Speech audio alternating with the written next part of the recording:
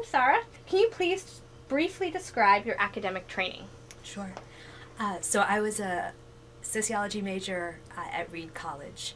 And Reed's a school where everyone writes an honors thesis. So I wrote the thesis on frame alignment in the civil rights movement, which is a way that sociologists talk about how people become motivated to participate in political protests and political mobilization. And I was really interested in these questions of meaning, right? Like what are the stakes that draw people into activism when activism can actually be really high stakes? Right. So I finished up at Reed, and the Reed Sociology Department sends a lot of people directly into doctoral work, and I was an aberration and disappointment in that. I was really interested in public health, and so I worked mostly as a volunteer doing public health education and community organizing when I graduated, and then I did a master's in public health at UCLA. I was in the Department of Community Health Sciences, which is where a lot of the sort of social policy, social determinants of health students find their people. And I worked there, especially with a sociologist named Mike Goldstein, and with Rick Brown, who died recently, so he's always very much on my mind, at the Center for Health Policy Research at UCLA. And I got really interested working there on questions of advocacy-oriented research. And in particular, I was working on a couple of small studies that were in support of the National Healthcare for the Homeless program. The folks at the Center for Health Policy Research knew that that program was going to be reauthorized in a couple of years, and there were questions about whether and how we could evaluate outcomes for a healthcare delivery system that was serving a very, very different population than we would see outside of the Healthcare for the Homeless program. So I worked on that, and I wanted to be able to ask my own questions. So I then went to UCSF, to the Department of Social and Behavioral Sciences, where I did a PhD in sociology.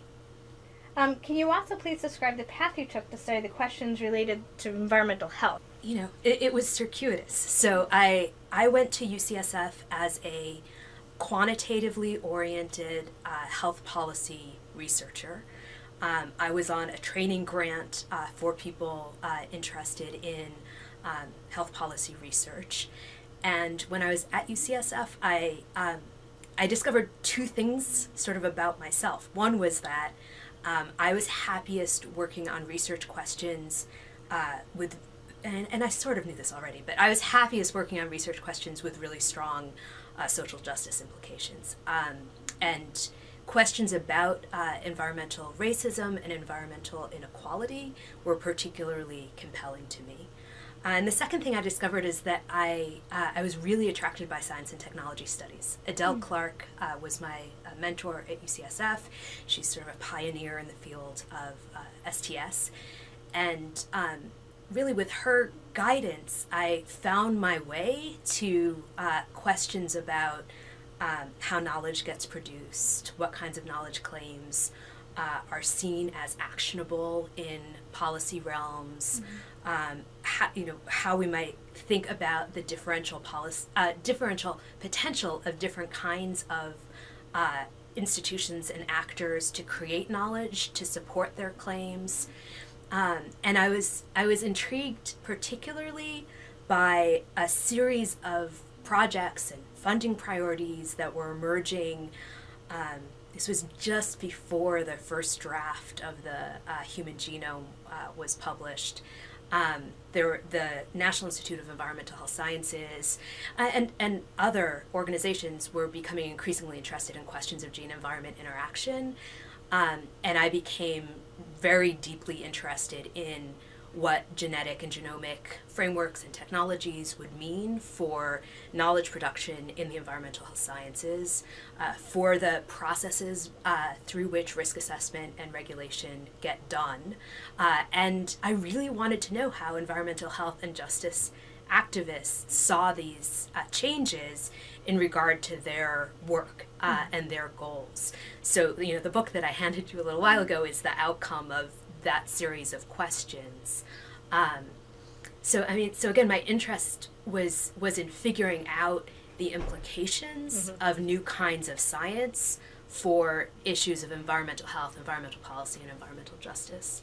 And that was kind of your entree, or kind of your entry into the environmental health world at that point. It was, and I should say, and Phil and I have had an ongoing conversation, which I really appreciate, about how much science does a social scientist need to know to study science, and then, what are the pathways for gaining that information. And I think I had a huge advantage by virtue of having done a master's in public health, right? So I had taken epidemiology, I had taken biostatistics, I had only taken one semester of environmental health, but I had really loved it and been really inspired by it. And, I have this funny memory of standing in the hallway at the School of Public Health at UCLA waiting for my classroom, which I think was a demography class, to be ready, and eavesdropping on a toxicology class and thinking like, oh, that's so interesting. So there is a way in which the topic of gene-environment interaction was interesting to me because I was compelled by the science and I wanted to learn the science, and I had enough really basic sort of biostats, environmental health knowledge for that to seem exciting rather than daunting. And then at what point did you decide to take a social science approach to your environmental health research? I think they were always together for me, because I really came to this as a social scientist first. So, my challenge was much more, in learning how environmental health scientists do their work and understand their mission and mandate. One of the things I did when I was working on the research project that became Exposed Science was I went in for 3.5 months. I was an intern in a now defunct program at the National Institute of Environmental Health Sciences. They used to have a program called the Program in Environmental Health Ethics and Policy. So I went there, and my work as an intern was to serve as a liaison between the National Center for Toxicogenomics and its advisory committee on ethical, legal, and social implications of their work.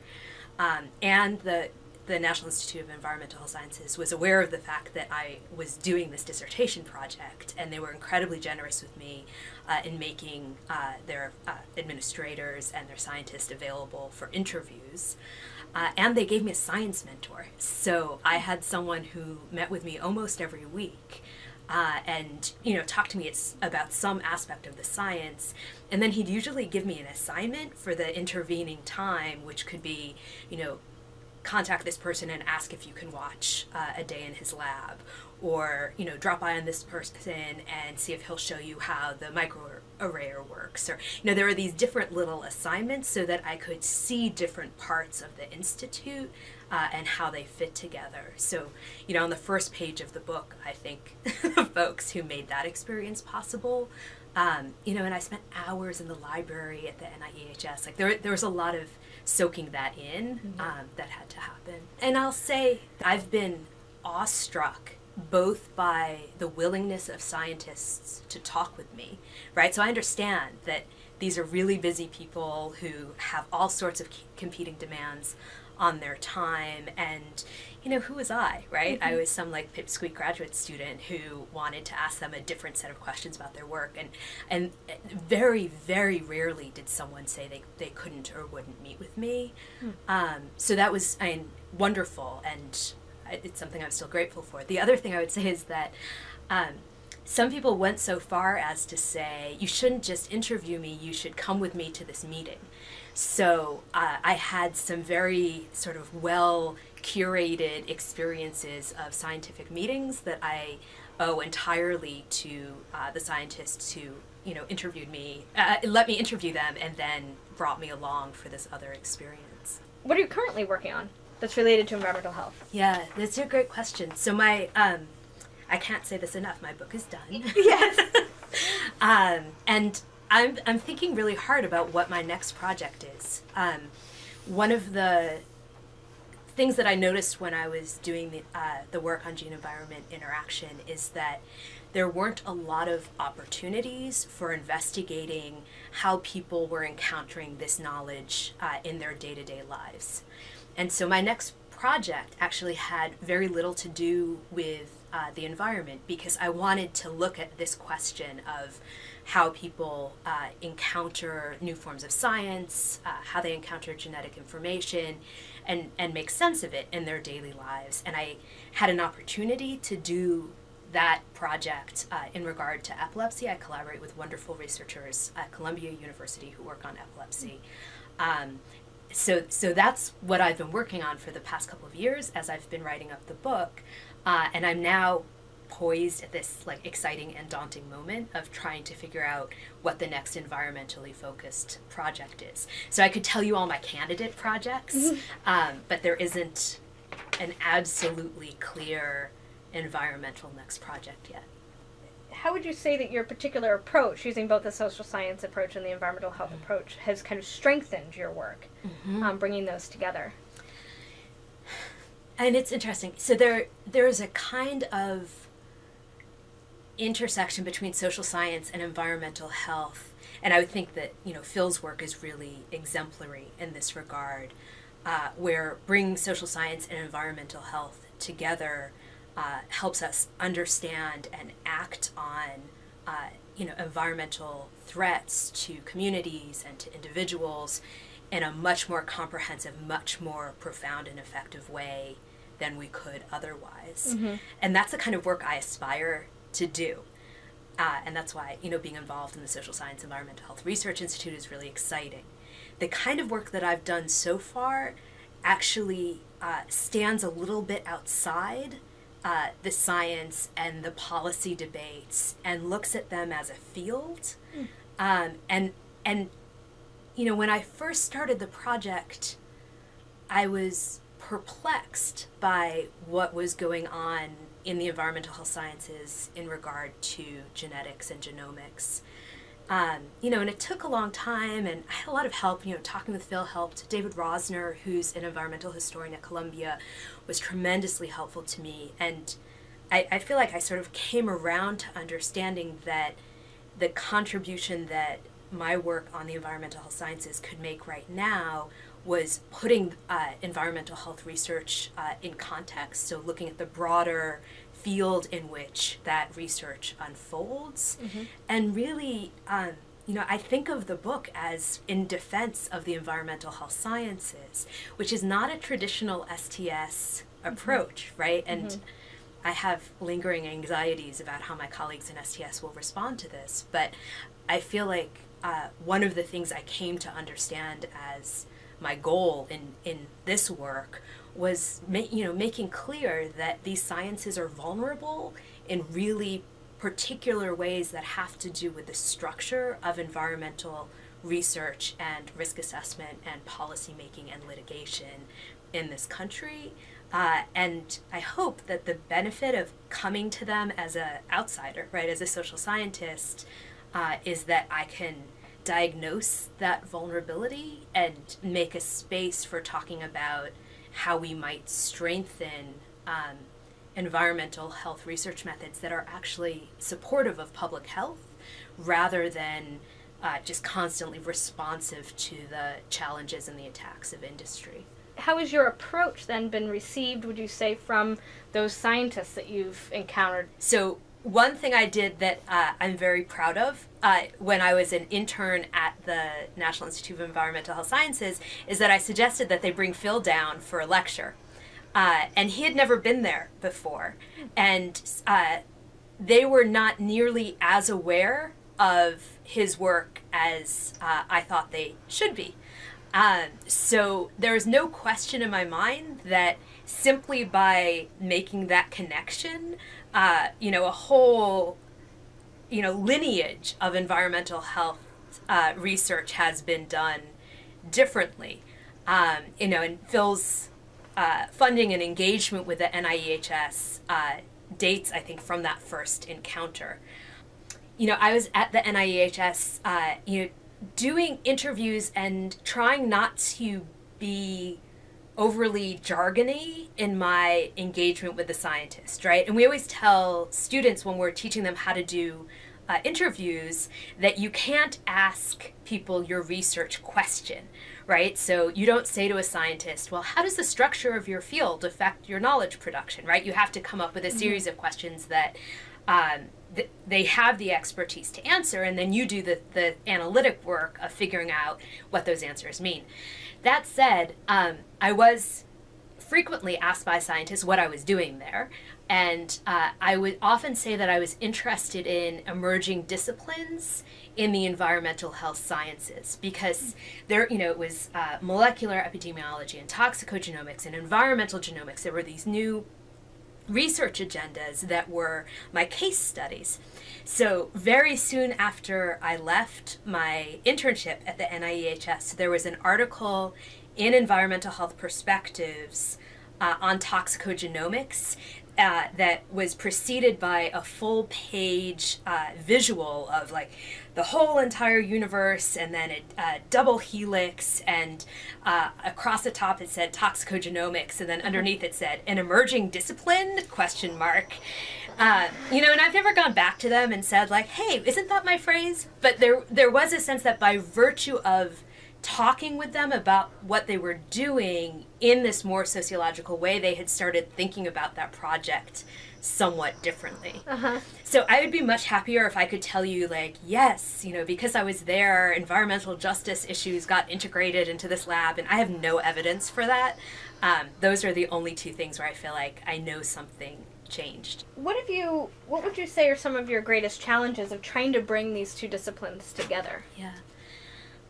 So I feel like there are two different categories of challenge. One is finding the opportunities to build relationships between the two disciplines, right? Because I think there's a tremendous amount of work that has to be done so that people understand each other's perspectives, so that there's trust, so that there's an acknowledgement of the fact that disciplines produce knowledge in different ways and on different scales. I'm thinking in part of the model of the lone social scientist, doing her work as opposed to the large collaborations that we see in the sciences. And when I moved to Boston, one of the challenges for me was that and it's still a challenge for me, is that I don't have good networks here, right? So there are people who I know and trust in New York and in the Bay Area, and sort of rebuilding that series of relationships here is a next challenge for me. It's sort of, in the next several years, something I really want to be working on. The other piece of this, and I know that, Phil's thought and written a lot about this, is helping your home discipline make sense of interdisciplinary work, especially in regards to, really concrete things like promotion and tenure. So one of the suggestions that was made to me is that, sociologists talk about public sociology, about, making sure our work reaches audiences beyond the academy. So this is actually a framing for my postdoc mentor at Columbia. Peter Behrman said, I need to figure out ways to convincingly make the case that scientists and clinicians are publics too. And they, rather than thinking about, how do I get my work into Time magazine, though that would be great also, it's how do I get my work into venues where scientists and clinicians might read it and take it seriously.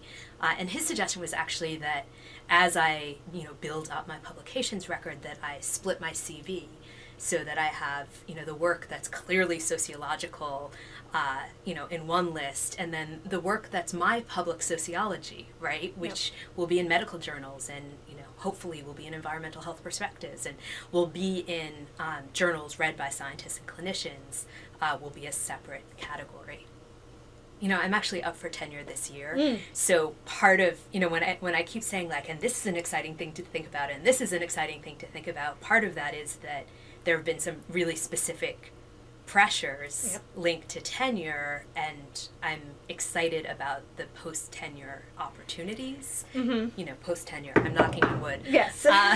You know, so that, you know, these collaborations both begin to make more sense, right? Right. Because I would have some confidence that I'm staying in one Mm-hmm. place, Mm-hmm. you know, and where some of the interdisciplinary issues won't be quite as challenging. I mean, and I'm lucky, this department is open-minded, Mm-hmm. right? So I'm lucky in that way.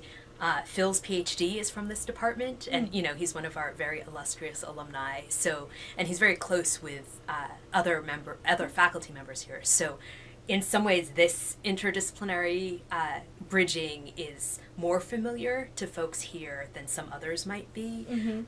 But it really, you know, it's taken people like Phil doing the modeling of, you know, how this can be done, and I think doing a lot of educating among you know, leaders in the discipline about why this is really important work. How do you think you learned, you've touched a little bit on this, but how did you learn the principles and the methods of environmental health as a science? Right. And so I think the first steps of learning the science for me were really in the Master's in Public Health curriculum, you know, so that I was I took an environmental health course, I took EPI, I took biostats, and that was a first step. When I was at UCSF, I went to every, you know, public talk, grand rounds, anything that was related to an environmental health issue. So I remember I went to talks on asthma, I went to talks on the molecular epidemiological studies of EMF, you know, and I would leave those talks with a sense of what I didn't know, right? Because I would know what piece of them I couldn't quite get my brain around. And then I would either reach out to friends or go to the completely beautiful UCSF library to, you know, try to figure out the other pieces. So there was a real advantage to me at being in a social sciences department that was at a medical school, right? And I much more rarely went over to the UC Berkeley School of Public Health for talks, but I did that as well. So that when I was in graduate school, that was sort of the biggest piece of the effort. And then when I was at the National Institute of Environmental Health Sciences, you know, I just had incredible access, you know, to talks, to labs, to conversations with scientists. The leadership of the NIEHS at that time was incredibly supportive. So I learned a tremendous amount there, and they also have a wonderful library, so I could, you know, if I had to follow a thread, it was easy to figure out where I had to go to follow it.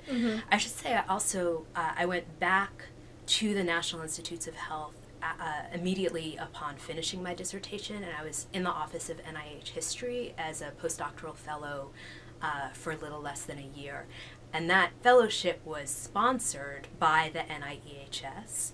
And I was funded by them to do a really specific research project that had emerged from my dissertation work. So I was doing a project on the development of genetically modified mouse models at the NIEHS as a testing system for environmental chemicals.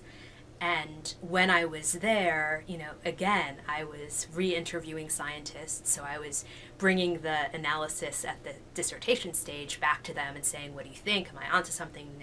Have I missed something?